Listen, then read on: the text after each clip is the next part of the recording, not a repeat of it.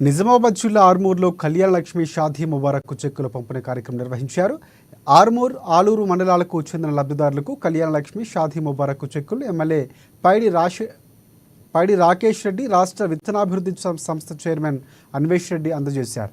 పథకాలు ఏ ప్రభుత్వం ప్రవేశపెట్టినా ప్రభుత్వాలు మారినా కొనసాగుతాయని ఎమ్మెల్యే తెలిపారు. రాజకీయ పార్టీల భావాలను వదిలి ప్రజలు ఐకమత్యంగా ఉండాలని సూచించారు.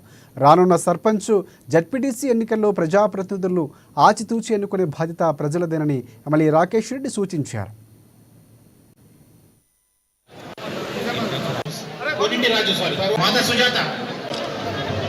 ఆసియా బేగం, నమ్మడిపల్లి, పూల రూపం, గడల జ్యోతి,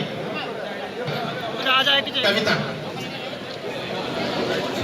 సంబంధంలో సంవత్సరాలు విరదిల్లాలని, మీరు మీ భార్య పిల్లలతో మీ కుటుంబాలతో ఈ దసరాని సంబరాలు జరుపుకోవాలని ఒక్కరోజు ముందే చెక్కుల పంపిణీ కార్యక్రమం చేపట్టడం జరిగింది. అది మీ గురించి, ముఖ్యంగా ఈ కళ్యాణ లక్ష్మి వాళ్ళు అడిగిన కొన్ని బంగారం కావచ్చు, ఏమంటే మేనిఫెస్టోలో పెట్టారు కదా సార్, ఎందుకు ఇవ్వట్లేదంటే మేము చెప్పగలిగిన ప్రభుత్వం దృష్టికి తీసుకెళ్తాం.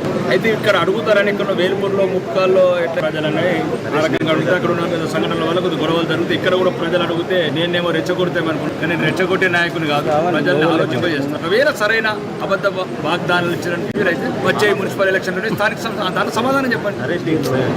దానికి పోరాటాలు ఎందుకు, ఆరాటాలు ఎందుకు, అసూయలు ఎందుకు?